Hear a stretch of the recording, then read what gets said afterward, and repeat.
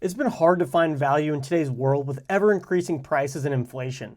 Yet at the same time, there's never been a better time to be involved in the world of budget knives. And when I say budget, I think under the $100 mark, preferably under the $80 mark more specifically. In the past few years, this category has absolutely exploded, and we've been introduced to extremely high-quality knives for very reasonable prices. And I'm here today to continue to ride this wave of amazing value folders, as the one on the table might just be your next budget carry. This is the Axor coming from WIXCO. This is coming in right at the $60 mark. This has potential to be one of the next best budget EDC folders. So let's check it out. This is coming in with a handle length of 4.21 inches and then an overall length of 7.56 inches. Comparing this to a few other knives, such as the QSP Penguin, along with the Kaiser Drop Bear, we can see that this is a little bit larger than both in the handle and in the blade. I actually prefer a larger knife, and this hits a really nice sweet spot. This is coming in with a black stonewash 3.35 inch sheepsfoot blade, a 14C28N, which is a very common steel here in the budget category, but for good reason.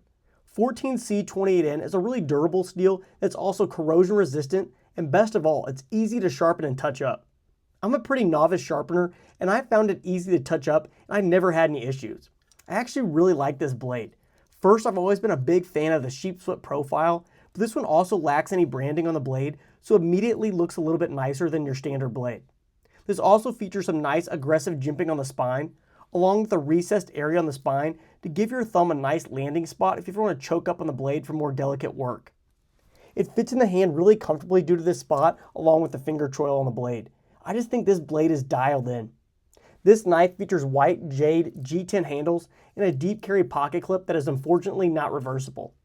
The handle is pretty large, so it's easy to get a full four-finger grip on this. There's a large cutout on the handle, and it works really well for either your index finger or your middle finger should you choke up and use the finger choil. Overall, it's just a very, very comfortable knife in hand. This knife only has one method of deployment, and these dual thumb studs. Even though it only has one method, it does it so well. In fact, the action on this knife is just excellent. Even the smallest amount of pressure, the blade just comes flying out. And due to the blade's large size and weight, it slams shut. The action on here is truly remarkable and very fidgety. The liner lock is also strong, and there's absolutely zero blade play or wiggle. I was honestly kind of surprised how good the action was when I took it out of the box. A couple of years ago, you'd be pretty hard pressed to find action like this under the $100 mark, yet today you can get it for just 60 bucks. It's insane. In this price bracket, there's a lot of competition from brands like Kaiser, Civivi, even Vosti, just to name a few. The competition is fierce as all these companies compete in the same space and all put out excellent knives for the price. So does this knife stack up? I actually tend to think so.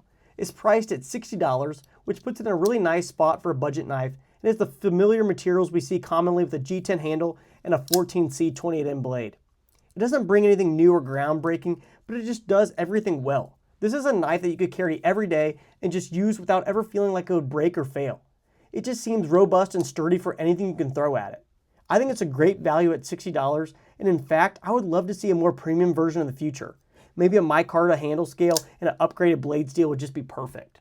So this knife is extremely comfortable in hand, features a large 14C28N blade, and has great action. So what's not to like? I actually only have one gripe with this knife, and shockingly enough, it's the pocket clip. At first glance, it just looks like a normal deep carry pocket clip, something we've seen a million times before. However, if you look closely, you may actually notice that this clip comes down to a point. The crazy thing is, this point is actually pretty sharp. So should you have this clip to the pocket and wish to push up on it to get it out, it's rather sharp and unpleasant. Just surprised with this clip, as this point is rather sharp and just not something I've seen before.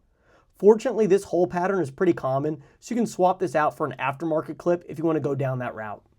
Overall, I think this is an excellent choice for an everyday carry knife if you're wanting to keep it under the $80 price range.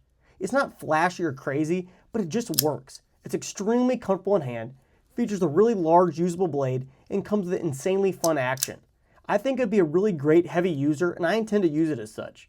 I'd be curious to hear your thoughts on this knife down in the comments.